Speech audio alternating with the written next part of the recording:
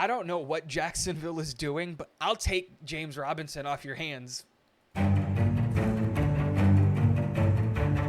and a beauty! Hall running free! Breece Hall inside the 10! He's gonna score!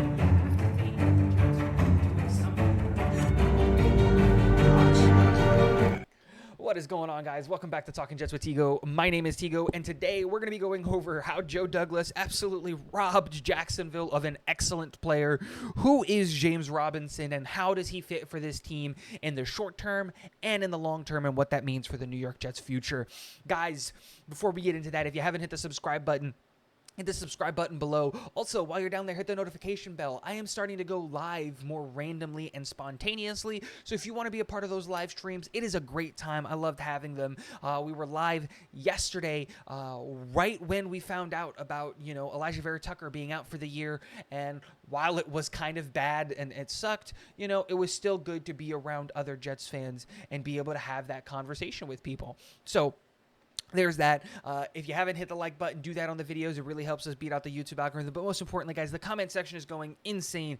Get in there if you haven't already. Leave a comment. I respond to every comment left on every single video. But let's hop into today's video. Let's talk about, what are the Jacksonville Jaguars doing? Like, Doug Peterson, I've got no disrespect to Doug Peterson. I liked him as a head coach. I thought that was a great hire for Jacksonville. But what is this front office doing? What is this general manager doing, and how is this ownership group, and how is Shad Khan letting this general manager get away with this? Like, first you go with the fact that the first overall pick, right, in this year's draft, and they take, Walker over Hutchinson, which a lot of people predicted that they would do, but was absolutely insane, and you obviously passed up on Sauce Gardner. 3 teams did that. You're dumb for doing that. Then you keep going, right? And now we move forward, and it's just like, the year before that, they use a first round pick on a running back, even though they just had an undrafted free agent rookie running back who broke the undrafted free agent rookie record from yards from scrimmage. Okay, 2-headed monster in the running back room. I get it. Makes sense. Look, the Jets spent a 4th overall pick 2 years ago, and then this year, or not 2 years, last year, and then we spent a 2nd round pick this year on a running back. I get it. Running back by committee. Totally on board, right? But seemed a little high for a running back when you've got an elite running back in the house.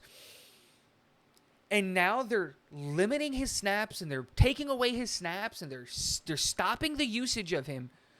And it honestly seems like it's just to justify taking Travis Etienne in the first round. I can't figure out why Jacksonville wasn't using this guy. Because after watching his highlight tape, after watching the tape, after watching the All-22, talking to a couple of Jags friends that I have and everything like that, I have not run into a single Jacksonville Jaguars fan yet who's happy about this trade, especially for the fact that they got this guy for free. It didn't cost them a draft pick, and he was great for that football team. Let's talk about James Robinson and what he did, right? In James Robinson's rookie year, he rushed for 1,070 yards. He broke 1,000 yards his rookie year as an undrafted free agent, and he had a total of 1,414 yards from scrimmage that season, which was the most by an undrafted rookie in NFL history. He followed that up with a 767-yard year where he got hurt in week 16. You guys might remember that. That was actually against the New York Jets. And then he followed it up this year by being effective in the run game when being asked. And all that happened to him is he was paid with being effective and running the ball well, with his snap count going down for Travis Etienne and not being used as a 2-headed monster back there. And it just doesn't make sense. The New York Jets got a really good running back. And in the short term, what does this mean? So I would expect James Robinson, in my opinion, to play this Sunday against the New England Patriots. He will have a limited playbook. Expect some kind of package that's going to be very limited, very short but dynamic, and gets him involved. And it's going to be great for him, one, because be a part of the Jets beating the New England Patriots, and that's a great way to be involved in the in the system, but also I wasn't 100% comfortable with Bam Knight being the third running back going in. Now that Ty Johnson steps back as the third running back, and Michael Carter and James Robinson can really be that 1-2 head there. I think we can do a lot of really good things, even in the short term, and they should be a really scary 1-2 punch, Michael Carter and James Robinson, for the rest of the year as James Robinson learns the playbook. Now, what does this mean long term? The good thing is that James Robinson at the end of this year will be a restricted free agent, so that means that the Jets have first dibs with being able to sign him, and if any team wants to go out and sign them, it's going to cost them a draft pick. They can't just come in and take him away from us. They're going to have to give up some draft compensation or something depending on how much they sign him to. Now, if it was me, and what I would like to do is, since we're not paying any of our running backs, and James Robinson probably isn't going to be able to ask for a ton of money, I would like to extend James Robinson at least to the end of the Michael Carter contract. Whatever that is, whatever you foresee that being, whether it's 2 more years, whether it's 3 more years, whatever it is, depending on the franchise tag and the different things like that, right?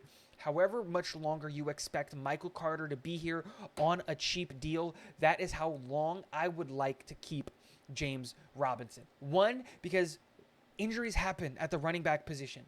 They happen constantly, and having depth is insane. But do we remember that San Francisco 49ers team that had a 3-headed running back room that was absolutely insane? And it would be so vital to be able to have Michael Carter and James Robinson and Breece Hall when he comes back next year, all being able to run from the backfield, especially when you take into consideration that this injury from Breece Hall isn't like, it's a relatively serious injury. It's not just the ACL. It's the ACL and the meniscus.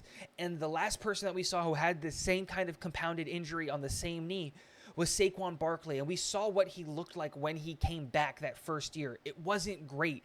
You really need to be able to ease Breece Hall because you don't want to sacrifice long-term success for short-term gain, and that's why keeping James Robinson next year would be an ideal situation. But if we don't and he walks away, hey, we get draft picks. And we're probably going to get more than a 6th-round pick, which is what we gave up for James Robinson. Guys, I love this deal that we got here. Joe Douglas is an absolute thief in the night, and James Robinson is going to be a really good contributor to the run game. That doesn't mean that we've found a Breece Hall replacement. Breece Hall is elite. James Robinson is really good, and so is Michael Carter. So now we're really going to have to replace his production, Breece's production, by committee. Guys, let me know in the comment section below what you think. Do you like this trade? Do you not like this trade? Let me know.